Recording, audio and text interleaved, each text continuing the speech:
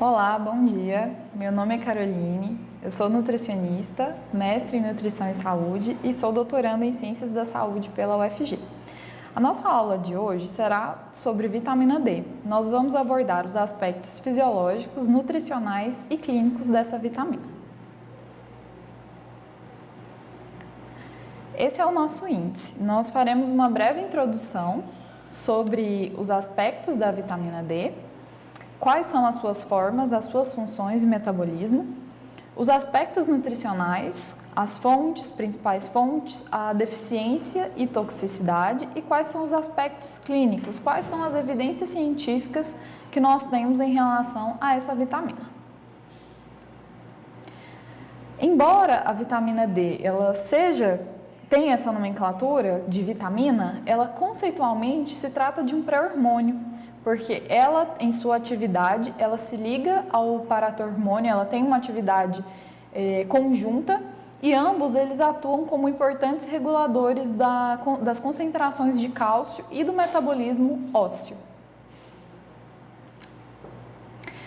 Bom, falando um pouquinho sobre as formas da vitamina D. Nós temos dois tipos de vitamina. Quando a gente fala de vitamina D, subentende-se que estamos falando dos dois tipos de vitaminas. Mas, do ponto de vista químico, nós temos dois tipos de vitaminas. A vitamina D2, que é produzida por plantas e se chama ergocalciferol, e a vitamina D3, que se chama colecalciferol. Estas duas formas de vitamina D são essenciais para o nosso metabolismo e ambas têm atividade biológica semelhante. Elas são lipossolúveis, portanto, elas são melhores absorvidas em condições que nós temos lipídios na dieta, e a vitamina D3 especificamente, ela é produzida após a ação da luz ultravioleta, que é a luz solar, que tem um contato com a nossa pele e vai converter esse composto, que é o 7-deidrocolesterol, na nossa pele, para sua formação. Nós temos que 80% a 90% da vitamina D presente no nosso corpo, ela é produzida pela síntese cutânea, por conta dessa biotransformação da vitamina.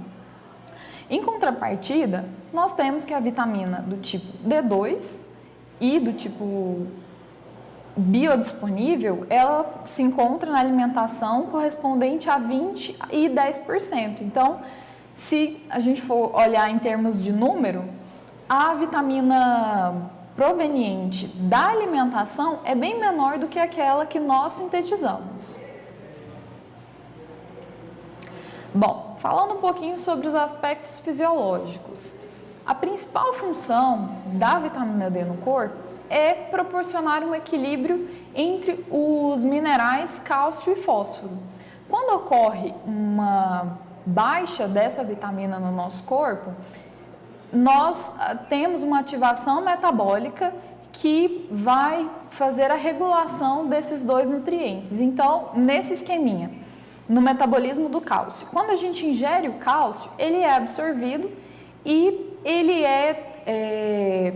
ele passa para a corrente sanguínea e ele é direcionado para esse cálcio extracelular, e se nós tivermos uma concentração de cálcio baixa, é estimulado a produção de paratormônio para causar a desmineralização óssea, para a retirada do cálcio ali.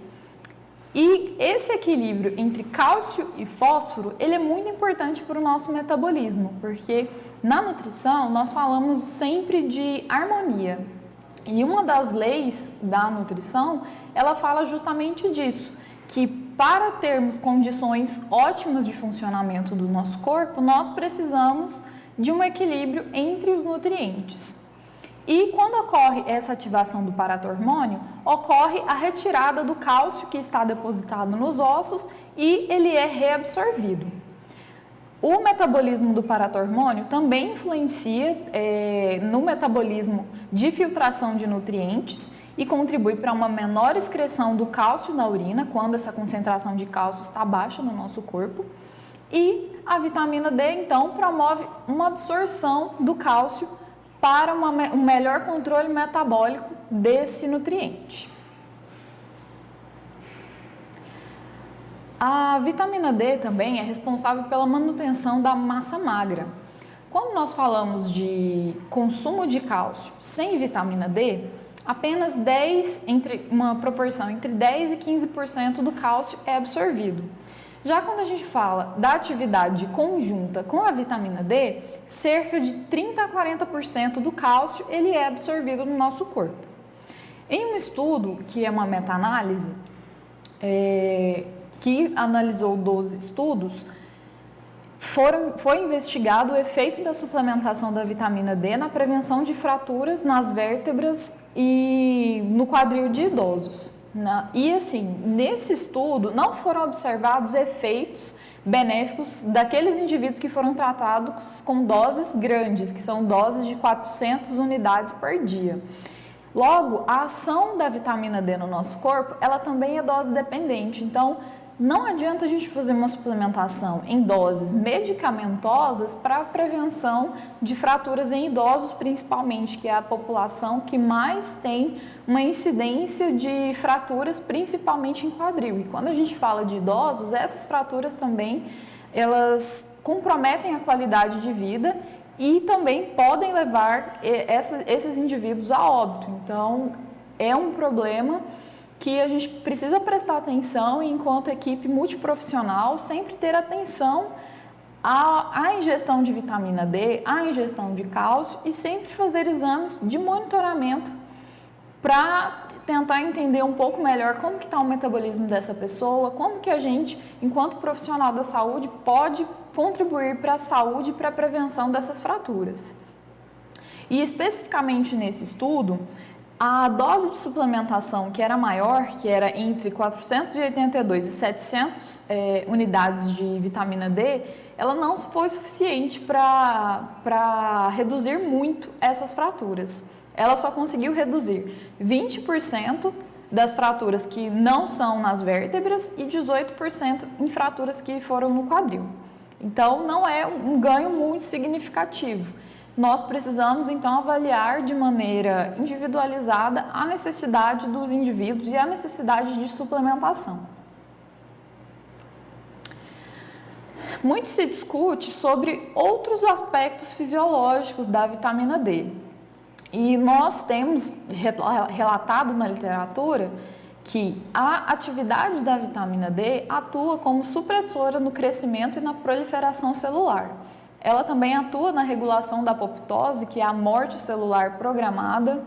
Ela atua na modulação das respostas imunológicas, porque as nossas células imunológicas também dependem do receptor de vitamina D para a ativação de alguns genes. Então, é muito interessante quando a gente começa a falar de saúde, doença e ingestão de vitamina D, porque nós temos diversas associações já descritas na literatura. A atividade da vitamina D também é capaz de estimular a secreção de insulina e melhorar a função neuromuscular. Então, do ponto de vista metabólico, o consumo ou mesmo a adequação da vitamina D no nosso organismo, ela é muito importante para a manutenção da homeostase corporal, que é o nosso aspecto fisiológico, todas as nossas funções fisiológicas funcionando bem e como deveriam funcionar, em condições ótimas. Nessa foto, a gente descreve um pouquinho como que é o processo de formação da vitamina D. Primeiro nós temos aqui que a vitamina D, ela tem uma atividade, ela é estimulada pela incidência solar, então cerca de 80% da vitamina D ela é proveniente dessa bioconversão causada pela exposição solar e a formação dessa pré-vitamina D ela acontece na pele e ela é inicialmente processada na pele por conta daquele precursor que nós falamos no início da aula e é levada para o fígado. No fígado, nós temos uma série de reações ali metabólicas que, juntamente com a vitamina D, que é proveniente da dieta, vão ser processadas e vão formar o calciferol, que é uma das formas da vitamina D precursoras.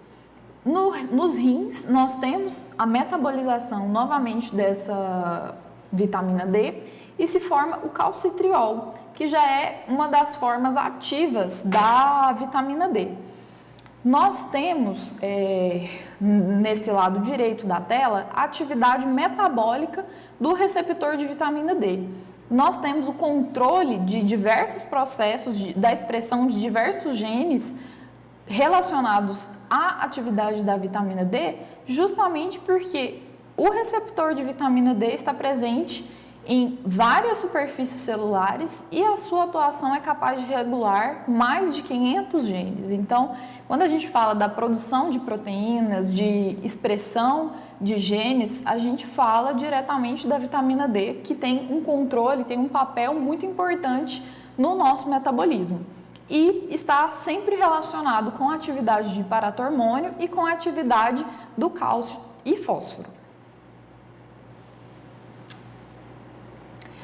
A baixa ingestão de cálcio ela vai estimular a secreção do paratormônio pela paratireoide, que já foi dito anteriormente, e causa um aumento da reabsorção óssea pela necessidade de se aumentar as concentrações séricas de cálcio.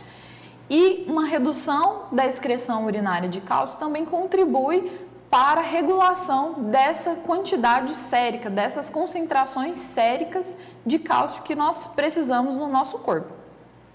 O aumento da atividade dessa enzima, que é a 1-alfa-hidroxilase nos rins, ela vai estimular a absorção intestinal de cálcio por meio de uma interação com esse receptor, que é o receptor de vitamina D, o VDR, que está presente nos enterócitos, que são as nossas células intestinais. Então, o nosso corpo, ele conversa entre si para tentar regular todo o metabolismo relacionado a esse nutriente, principalmente que é o cálcio. Nós temos a regulação também do fósforo, mas principalmente do cálcio, que é dependente da atividade de vitamina D. Quando a gente fala de aspectos nutricionais, a gente começa a ter um pouquinho de problema porque nós não temos muitas fontes alimentares de vitamina D.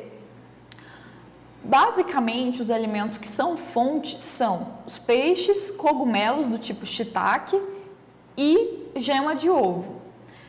E são itens que normalmente, com exceção do ovo, são itens que são um pouco mais difíceis da gente conseguir ter acesso para toda a população. Então, quando a gente fala de nutrição, a gente tem que ter uma garantia de acesso a uma alimentação saudável e adequada. E como que eu posso adequar a minha alimentação em vitamina D?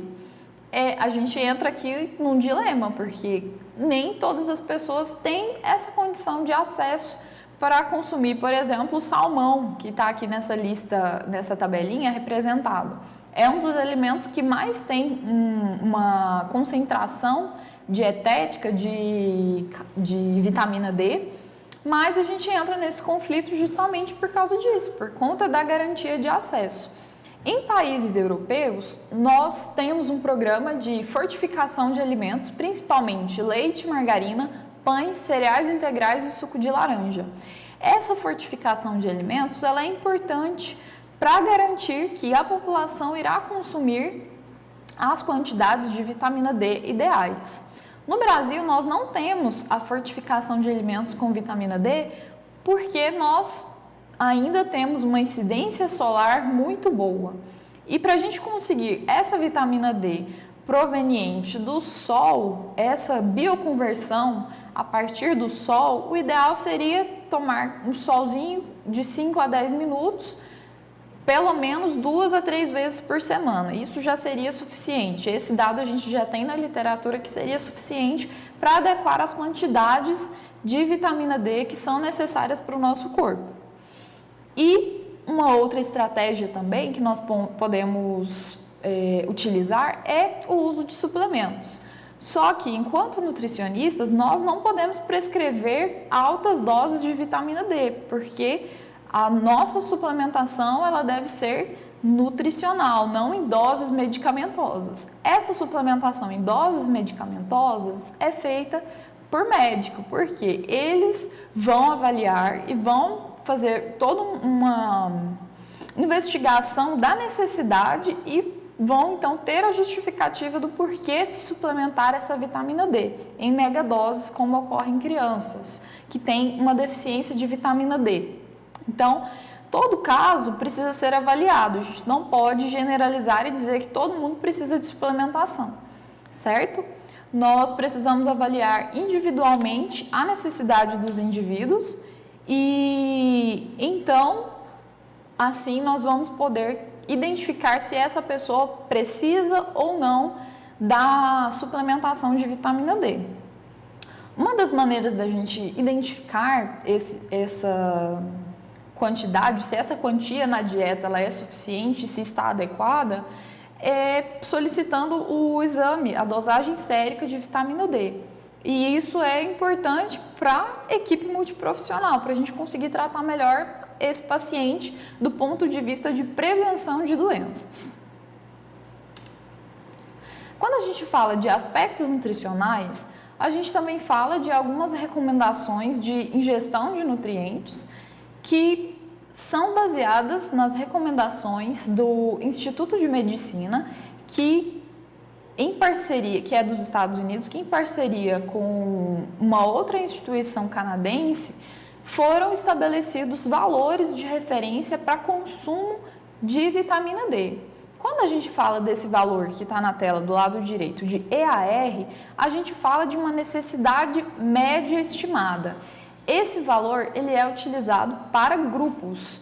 Então, se a gente fosse avaliar a qualidade da dieta daquela pessoa, de uma pessoa, nós utilizaríamos esse valor de referência, que é a EAR, é uma necessidade estimada. Quando a gente fala de RDA, a gente fala de uma ingestão dietética recomendada. E essa ingestão dietética recomendada, ela é individualizada também por faixa etária e por sexo, assim como os outros valores de referência que nós temos. E para a nossa prática enquanto nutricionista, para a prescrição, nós utilizamos esse valor, porque esse valor ele é individualizado. Então, nós utilizamos o valor de RDA para tentar adequar o consumo de vitamina D. E se não for suficiente, nós precisamos trabalhar em conjunto com o médico para que ele, então, faça a avaliação e faça a prescrição em megadose, né, em dose medicamentosa da vitamina D. Esse valor o valor que está na extrema direita é o nível superior tolerado de ingestão. Ele diz respeito àquele valor que é o valor máximo que nós deveríamos consumir. Então, quando a gente fala de alimentação saudável e adequada, a gente não pode trabalhar com esse valor, porque ele é o limite superior de ingestão. Então, nós tentamos sempre trabalhar com os valores de RDA, com todos os nutrientes. Nós trabalhamos com esses valores de RDA porque eles são os valores mais próximos da realidade, da necessidade de cada indivíduo. Quando a gente fala desses valores de UL, são os níveis seguros de ingestão. Até esse ponto ainda é seguro o consumo de um nutriente, desse nutriente em questão, que é a vitamina D. E nós não trabalhamos porque em relação a essa ingestão superior, nós não trabalhamos com esse valor porque ele é muito alto e aí seria uma suplementação de megadose. Por exemplo, para gestantes e lactantes na faixa de 19 a 50 anos, a recomendação seria de 4.000 unidades por dia ou 100 microgramas de vitamina D por dia. Então, é uma quantidade muito grande. Se a gente for olhar o valor de RDA, ele nos recomenda 600 unidades por dia ou 15 microgramas por dia. E essas gestantes lactantes são um grupo específico que tem uma necessidade aumentada de vitamina D por conta do processo de gravidez, do processo de desenvolvimento de um bebê, e é necessário adequação dessa vitamina D na dieta também para que não hajam prejuízos nem para a mãe nem para o bebê. Isso a gente vai discutir um pouquinho mais à frente.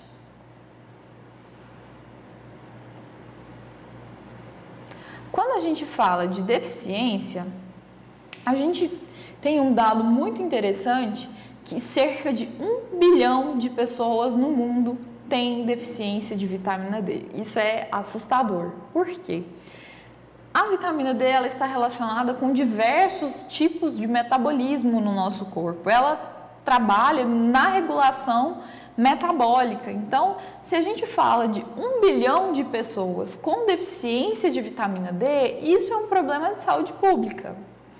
Quando a gente fala de análise, como vamos analisar se essa pessoa tem ou não a deficiência de vitamina D, nós olhamos para os parâmetros séricos que podem ser dosados. Então, nós fazemos a dosagem de cálcio total ionizado, fosfato inorgânico, a enzima fosfatase alcalina e a vitamina D, nessa forma de 25 OHD a 1,25 OH2D e o paratormônio. Se faz essas dosagens para identificar como que está o perfil desse paciente.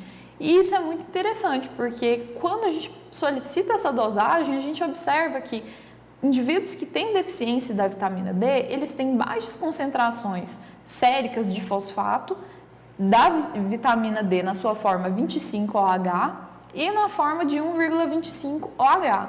Então, esses são fatores que a gente consegue observar. Quando a gente fala também da deficiência, se observa altas concentrações da enzima fosfatase alcalina e do paratormônio. Por quê? Como o metabolismo da vitamina D sempre está relacionado com o cálcio, nós observamos que a atividade da fosfatase ela está muito alta, porque é metabólico. Se há deficiência de vitamina D, essa enzima vai trabalhar muito mais para tentar suprir essa falta de vitamina. E o paratormônio também, porque eles têm uma atividade sinérgica. Quando a gente fala da classificação do estado nutricional relacionado à vitamina D, nós observamos alguns valores de referência, que são valores internacionais, que considera a vitamina D deficiente quando ela se encontra na concentração menor que 20 nanogramas por ml ou menor que 50 nanomol por litro. Esses são valores que são utilizados pela Sociedade Brasileira de Endocrinologia e Metabologia e são dados mundiais que a gente utiliza como parâmetro para identificar se há ou não essa deficiência. Esses valores eles já foram mais altos, só que por conta desse perfil epidemiológico de deficiência de vitamina D e de alta prevalência de doenças crônicas, nós, enquanto profissionais, nós precisamos sempre nos atualizar e sempre ter os valores de referência mais atuais que a literatura nos permite.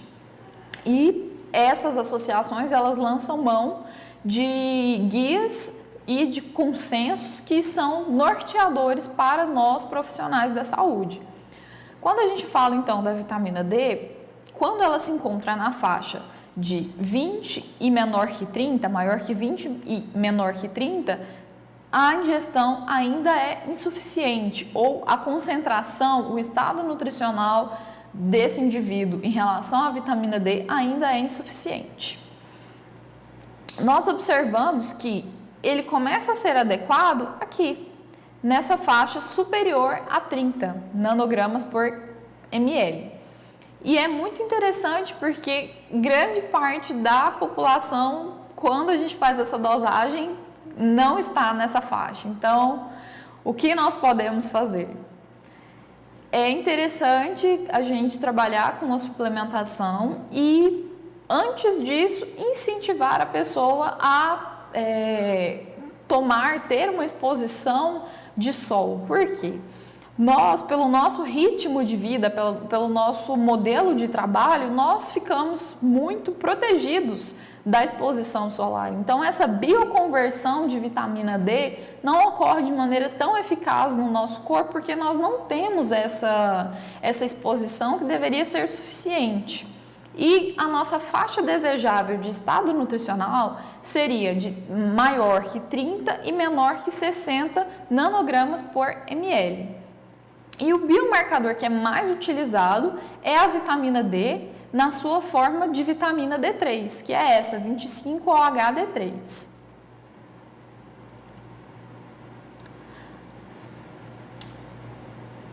Quando a gente fala de deficiência, a gente também fala de indivíduos que possuem um maior risco de desenvolvimento dessa deficiência da vitamina D. São característicos a população característica que tem deficiência são os idosos, os pacientes que possuem osteoporose, aqueles que têm histórico de quedas e de fraturas, pacientes que são obesos, grávidas e lactantes, pacientes em uso de medicações que vão interferir no metabolismo da vitamina D, como os glicocorticoides, os anticonvulsivantes e os antifúngicos. Nós também observamos que os indivíduos que são portadores de síndromes de má absorção, como, por exemplo, as doenças inflamatórias intestinais, doença de Crohn, doença celíaca, esses indivíduos também vão ter um comprometimento dessa vitamina D no corpo, porque eles têm uma deficiência dessa vitamina D por conta da absorção dietética. E essa população é uma população que precisa ter um cuidado um pouco maior, porque, como o nome mesmo já diz, são síndromes de má absorção, e não só a vitamina D, provavelmente nesse paciente, ela vai estar inadequada. Nós precisamos avaliar todos os nutrientes. Então, quando a gente fala de vitamina D, a gente sempre tem que lembrar do cálcio. Então, nessa população, a gente tem que sempre monitorar os níveis séricos de cálcio, as concentrações séricas de cálcio e de vitamina D para um melhor controle metabólico. Em condições de hiperparatiroidismo primário, nós também observamos deficiência da vitamina D. Nos casos de insuficiência renal ou hepática, nós observamos essa deficiência por conta do metabolismo. O metabolismo da vitamina D no nosso corpo está prejudicado, então nós não conseguimos ter uma biotransformação efetiva dessa vitamina para ser utilizada no nosso corpo. Então, na insuficiência renal, muitos estudos observam e relatam que essa população é uma população que precisa de um cuidado muito grande em relação ao seu estado nutricional, em relação à vitamina D, porque por conta da condição de saúde dessa pessoa, o corpo não consegue produzir de maneira efetiva, de maneira adequada, a vitamina D na sua forma biodisponível. E a insuficiência hepática também. Naquela figura que nós mostramos, que tem um esquema sobre o metabolismo e a formação da vitamina D no nosso corpo, nós observamos ali que a vitamina D ela precisa passar pelo fígado e depois ela é metabolizada nos rins. Então, o metabolismo, quando nessas condições de saúde, de insuficiência renal ou hepática, nós observamos uma alteração e uma deficiência dessa vitamina D. Em doenças granulomatosas e em linfomas, nós também observamos uma deficiência da vitamina D, porque são doenças que estão associadas com o sistema imunológico. E como foi dito também no começo, o sistema imunológico, ele trabalha de maneira sinérgica com a vitamina D. Então, se nós temos uma deficiência da vitamina D, nós observamos que nessas doenças, o metabolismo dessa pessoa ele vai ser prejudicado e por conta do receptor de vitamina D, que ele não consegue ativar os genes, nós vamos ter uma série de consequências para esses pacientes. Então, o monitoramento em todos esses indivíduos, o monitoramento do estado nutricional de vitamina D para esses indivíduos, ele é muito importante, porque nós precisamos cuidar da saúde integral do nosso paciente. Quando a gente fala de deficiência, nós também observamos que a deficiência ela não está associada apenas então com os problemas ósseos, mas também com um risco elevado de desenvolvimento de diversos tipos de câncer, diabetes, esclerose múltipla, hipertensão e outros tipos de doenças também. Essas doenças, elas têm um risco aumentado por conta da deficiência da vitamina D e por conta da ligação que ocorre com o receptor de vitamina D. Envolve uma série de desregulações metabólicas, de vias metabólicas, que vão culminar com o surgimento dessas doenças. Os casos de toxicidade, eles são raríssimos. É muito difícil a gente encontrar um indivíduo que tem uma intoxicação pelo consumo de vitamina D. Mas quando isso ocorre, ocorre pela suplementação inadequada de vitamina D. E essa suplementação inadequada, ela pode trazer consequências para a saúde do indivíduo. Os sintomas associados à toxicidade são fraqueza, náuseas, perda de apetite, dor de cabeça, dores abdominais, câimbras e diarreia. E o que a gente observa também são outras consequências, como a hipercalemia. Nós temos aqui esse valor de referência de 2,75 a 4,5 milimol por litro, sendo que a concentração normal de cálcio sérico deveria ser de 2,2 a 2,55 milimol por litro. E isso a gente observa quando o consumo de vitamina D é superior a 250 microgramas por dia. E isso quando comparado com aquela recomendação de 10 microgramas por dia. Então, quando a gente fala dessa condição de hipercalemia, a gente fala de suplementação inadequada de vitamina D. São valores de ingestão, são concentrações de ingestão que estão muito acima do que é recomendado para aquele indivíduo. Então, nós precisamos de um bom senso para essa suplementação, porque nem sempre a mega dose ela vai ser ideal para esse paciente. Por isso, nós precisamos avaliar cada caso concreto para identificar qual a melhor estratégia de suplementação. E nesse aspecto, o trabalho em equipe multiprofissional, ele agrega muito para o nosso paciente, porque nós vamos discutir com os nossos colegas médicos, nós vamos discutir com o farmacêutico, nós precisamos ter uma decisão conjunta de como será essa suplementação, porque a nossa resposta metabólica, a resposta metabólica de um indivíduo, ela não é padronizada, ela é individual. Então, é preciso, quando se faz a suplementação, é preciso que haja um monitoramento dessas concentrações séricas para evitar consequências de toxicidade também. Então, isso é muito importante, porque nem a deficiência, nem o excesso são legais para o nosso corpo. Então, nós, enquanto profissionais, nós precisamos ter esse monitoramento e esse bom senso de suplementação. E relembrando que nós, nutricionistas, nós não podemos prescrever vitamina D em doses medicamentosas, apenas os médicos que podem fazer esse tipo de avaliação e prescrição, certo? Quando nós falamos da toxicidade aguda, quando ocorre em um curto período de tempo, nós observamos sintomas gastrointestinais como diarreia, constipação, náuseas e vômitos nesses indivíduos, que são bem próximos desses sintomas que foram relatados aqui.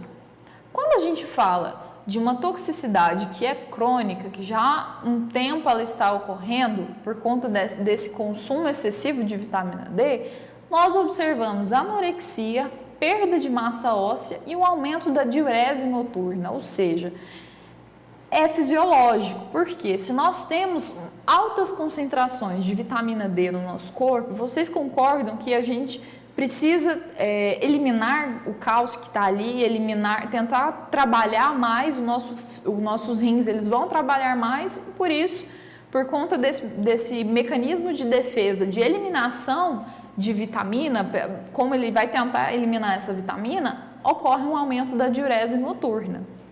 Então, isso é muito interessante observar e é um tipo de sintomatologia que a gente precisa investigar. Porque se o indivíduo apresenta essas características, a gente precisa fazer uma avaliação detalhada de quais são as causas, porque pode ser multifatorial. Só que quando a gente fala de toxicidade, a gente tem toxicidade crônica, a gente tem esses 3 tipos de sintomas que são característicos da das altas concentrações consumidas de vitamina D. Outro aspecto que a gente observa é a hipercalciúria em indivíduos que estão no processo de toxicidade, estão consumindo doses excessivas de vitamina D. Ocorre, então, precipitação de fosfato de cálcio nos túbulos renais e há uma promoção do desenvolvimento de cálculos renais, porque altera o nosso metabolismo de cálcio. Então, é também uma condição muito prejudicial, porque o indivíduo ele vai ter problemas relacionados ao sistema renal e também outras consequências metabólicas, como, por exemplo, a hipercalcemia, desculpe. E nós observamos hipercalcemia, calcinose, calcificação dos tecidos moles, como rins, coração, pulmão e vasos sanguíneos. Isso em resposta às altas concentrações de vitamina D. Então, o cálcio, ele vai ter o metabolismo dele também prejudicado por conta desse excesso de vitamina D. Eu não coloquei imagens desse processo de calcificação dos tecidos moles, porque são imagens que são assim um pouco pesadas, mas se alguém tiver curiosidade, há várias fotos disponíveis de estudos de casos de calcificação de tecidos moles e são consequências que podem trazer graves prejuízos à saúde do indivíduo. Então a gente tenta corrigir um problema e vai trazer um problema muito maior. Por isso que a avaliação correta e a suplementação correta de vitamina D, ela é fundamental para o sucesso do nosso tratamento quando a gente fala de adequação de nutrientes.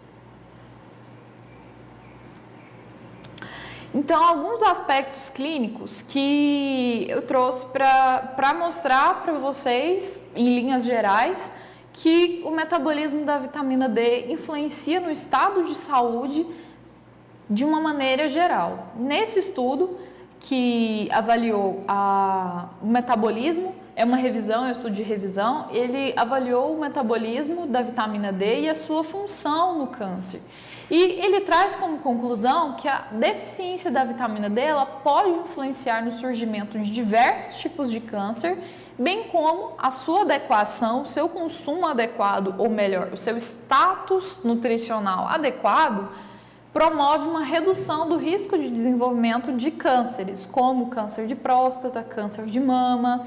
Então, é interessante, sim, quando a gente fala de suplementação de vitamina D, porque a gente observa na própria população brasileira uma grande deficiência de vitamina D. Nós temos estudos com adolescentes e as referências que eu utilizei, elas não consegui detalhar por conta do nosso limite de tempo, mas nós temos alguns estudos, nós ainda não temos muitos, mas nós temos alguns estudos no Brasil que avaliaram o estado nutricional em relação à vitamina D. E nós observamos que os adolescentes que foram avaliados, grande parte deles, mais de 50%, apresentavam essa deficiência de vitamina D.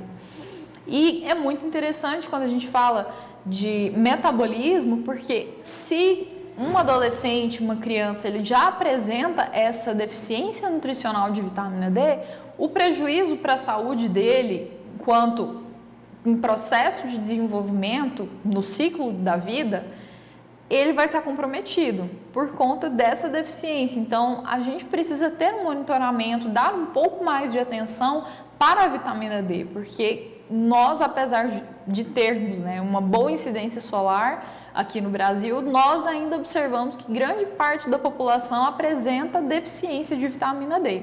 E isso não é interessante quando a gente fala do ponto de vista de redução do risco de desenvolvimento de doenças. Esse outro estudo, ele fala das implicações da deficiência da vitamina D durante a gravidez e a lactação. E ele faz uma revisão da literatura sobre isso e ele nos mostra que a deficiência de vitamina D durante a gravidez e a lactação vai promover prejuízos à saúde da mãe e do bebê. No abstract, nós conseguimos ver aqui que fala que o bebê ele pode ter baixo peso ao nascer, pode ter um comprometimento no tamanho, a mãe pode desenvolver pré-eclâmpsia. Então, assim, são consequências da deficiência de vitamina D. Então, nesse período, nós também precisamos ter uma atenção maior para o estado nutricional em relação à vitamina D, porque se a gente quer que essa gestante ela tenha uma gravidez tranquila e tenha um período de lactação tranquilo, sem que haja prejuízos para a saúde da mãe e do bebê, nós precisamos avaliar o estado nutricional da gestante e fazer um acompanhamento, se possível e se necessário, fazer a suplementação da vitamina D.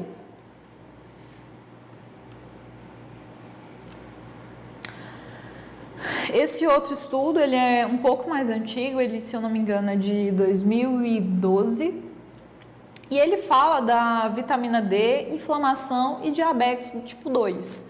Ele traz uma série de estudos que se discute a regulação da vitamina D, a vitamina D atuando como uma reguladora das vias metabólicas que estão associadas à sensibilidade da insulina. No começo da aula a gente falou sobre isso, que a vitamina D desempenha um papel metabólico na sensibilidade da insulina. Então, a deficiência da vitamina D está associada com o processo de surgimento do diabetes tipo 2. Então, a gente também precisa olhar para esses indivíduos que têm uma maior propensão a desenvolver diabetes e fazer essas dosagens séricas, porque a vitamina D, ela, enquanto deficiente no nosso corpo, ela pode aumentar o risco de desenvolvimento de diversas doenças, principalmente as doenças crônicas não transmissíveis. Então, nós temos um papel essencial de prevenção dessas doenças. Então, quando a gente fala de promoção da saúde, a gente fala de prevenção de doenças, porque é muito mais fácil a gente prevenir do que depois ter que tratar. E são doenças crônicas, então elas vão trazer um prejuízo muito grande para a saúde daquele indivíduo e também, se forem pessoas dependentes do nosso Sistema Único de Saúde, a gente fala de um problema de saúde pública, porque nós teremos muito mais gastos com o cuidado dessas pessoas, desses doentes crônicos, enquanto nós poderíamos ter tratado na prevenção. Tudo bem? A gente tem um outro estudo que fala sobre a suplementação de vitamina D para a prevenção de mortalidade em adultos. E esse estudo, ele está numa das melhores bases de dados que a gente dispõe. É um estudo de revisão também. E esse estudo, ele coloca, é uma meta-análise, ele coloca que a vitamina D, ela parece diminuir a mortalidade, principalmente em idosas que são institucionalizadas ou aquelas que são dependentes de cuidado. Quando a gente fala desse tipo de idoso, desse perfil de idoso, nós falamos de indivíduos que são mais fragilizados, são indivíduos que têm uma mobilidade que, por conta do seu hábito de vida, por conta das suas condições físicas, eles têm uma mobilidade muito menor e, consequentemente, eles não conseguem ter uma exposição solar suficiente e adequada para a gente conseguir as concentrações ideais de vitamina D. E essa biodisponibilidade da vitamina D, ela também é influenciada ao longo da vida. Então, quando a gente fala de uma população idosa, a gente tem uma menor biodisponibilidade para a conversão da vitamina D. Então, nesse tipo de indivíduo, nessas idosas especificamente, foi observado que a suplementação ela teve um efeito positivo, ela conseguiu diminuir a mortalidade. Nesse estudo, que é uma meta-análise, então nós conseguimos observar esse efeito de diminuição da mortalidade, então, em idosas. Então, é interessante a gente trabalhar com essa população a suplementação de vitamina D. E a equipe multiprofissional, eu reforço isso porque é muito interessante quando a gente consegue trabalhar em equipe para a tomada de decisões, porque o paciente ganha muito mais quando a gente tem a visão de outros profissionais, não só a sua, enquanto ou nutricionista, ou enfermeiro, ou farmacêutico, qualquer profissional que seja da área da saúde, a gente consegue fornecer uma condição, um tratamento muito melhor para aquele indivíduo quando a gente fala de trabalho em equipe multiprofissional e tomada de decisões coletivas. Quando a gente fala de obesidade, a gente também consegue associar com a deficiência de vitamina D. Eu até coloquei esse textinho porque eu achei muito interessante essa referência e se especula que a insuficiência da vitamina D em indivíduos que são obesos, ela não é apenas uma consequência da menor exposição solar, mas também é um dos fatores que vai desencadear o acúmulo da gordura corporal. Olha que interessante. Quando a gente fala então de deficiência de vitamina D, ela pode promover então o processo de adipogênese. E essa deficiência de vitamina D em obesos, ela pode estar ligada a um depósito de vitamina D nos adipócitos, que vai diminuir a sua biodisponibilidade e vai acionar no hipotálamo uma resposta que vai resultar no aumento da sensação de fome e uma diminuição do gasto energético. Então, ocorre a descompensação de outros hormônios, como a grelina. Então, nós temos uma descompensação metabólica em vários sentidos quando a gente fala de deficiência de vitamina D. E como foi mostrado naquele dado, cerca de 1 bilhão de pessoas no mundo apresentam deficiência de vitamina D. Imagina a quantidade de indivíduos que nós temos que são subdiagnosticados. Então, a gente precisa, eu reforço esse conceito, que a gente precisa sim investigar a vitamina D por conta do seu papel, não só na homeostase do cálcio e do fósforo ou da prevenção de fraturas, mas do ponto de vista metabólico, do ponto de vista de prevenção de doenças.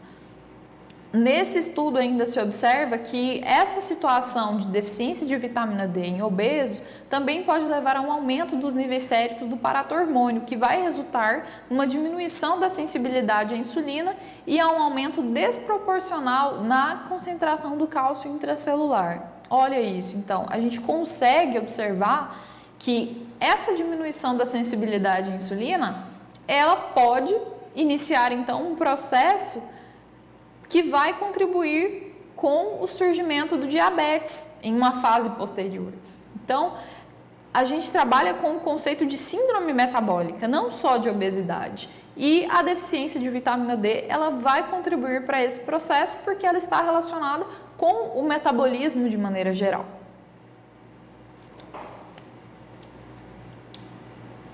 Então, em resumo, os distúrbios clínicos, eles ocorrem em seres humanos relacionados à vitamina D, eles podem ser resultantes de alterações da biodisponibilidade dessa vitamina D por conta das condições metabólicas, por conta da exposição solar, por conta da ingestão alimentar insuficiente ou inadequada. E nós, como foi mostrado naquela tabelinha, nós observamos que as principais fontes de vitamina D nos alimentos são alimentos que têm um alto custo, com exceção da gema do ovo, e a gema do ovo também, a gente entra num tema muito polêmico, porque a gente não consegue generalizar qual é a quantidade de ovo que uma pessoa pode consumir por dia ou por semana. A gente depende também da resposta individual daquela pessoa para a gente conseguir avaliar qual é a recomendação, quanto que eu posso indicar para esse meu paciente consumir. Na nossa recomendação de um documento que é consenso no Brasil, nós temos o Guia Alimentar para a População Brasileira. E nesse documento, a sugestão no guia de 2006, que é uma versão um pouco mais antiga, há uma recomendação de um ovo por dia, mas nós dependemos da resposta individual e metabólica de cada pessoa para poder generalizar. Então, a gente precisa avaliar cada caso concreto para poder se estimar e para fazer sugestões de consumo alimentar. Quando a gente fala de vitamina D e esses distúrbios clínicos, nós também observamos que alterações na conversão da vitamina D3 em 25-OH-D3, que é a sua forma ativa, também pode promover prejuízos à nossa saúde. E alterações da conversão dessa 25-OH-D3 em 1-alfa-25-OH-D3, ou a sua outra forma, que é o 24-25-OH, também pode ser responsável pelo surgimento de doenças. e variações na capacidade da resposta do órgão-alvo para essa forma 1-alfa da vitamina D ou possivelmente para essa outra forma que é a 24-25 vitamina D3, essas variações de resposta por conta do receptor, por conta de sítio que estamos falando, se é no intestino, se é no cérebro, se é em outras regiões do nosso corpo, essa resposta, essa capacidade de resposta do órgão-alvo também pode contribuir para um maior risco do desenvolvimento de doenças que estão relacionadas à deficiência da vitamina D. Bom, e o que a gente tira de conclusão de tudo que a gente falou na nossa aula é que, apesar das altas prevalências da hipovitaminose D, que é a deficiência da vitamina D, a Sociedade Brasileira de Endocrinologia e Metabologia, que é a nossa sociedade que orienta para a deficiência de vitamina D, não é indicada a suplementação generalizada dessa vitamina D para a população. Porque, primeiro, nós precisamos trabalhar com outras metodologias para, então, depois identificar se a exposição solar não foi suficiente para regularizar essa concentração de vitamina D e o consumo alimentar em maneira sinérgica. Isso não foi suficiente, então nós iremos avaliar a possibilidade de suplementação. Então, esse é o que a gente tira de conclusão dessa aula, que a gente, apesar de ter essa prevalência, a gente não pode generalizar que todo mundo vai precisar dessa suplementação. Bom, essas foram as referências. Bom, eu agradeço a participação de vocês. Eu espero, assim, que eu tenha conseguido passar pelo menos um pouquinho do que a gente precisa saber sobre vitamina D, sobre a deficiência da vitamina D. E por ser um tema muito complexo, a gente não consegue abordar todas as variáveis que seriam necessárias para a gente ter uma compreensão total dessa vitamina D, dessa deficiência. Então, eu espero que tenha contribuído um pouquinho com a formação de vocês, tá bom? Agradeço muito a atenção e a participação. Olha, que legal! Tem uma pessoa interagindo aqui, o Winder, muito bom, parabéns. Obrigada, Winder. Eu espero que tenha esclarecido um pouquinho mais para vocês esses aspectos da vitamina D e quais são as suas consequências para a nossa saúde. Obrigada.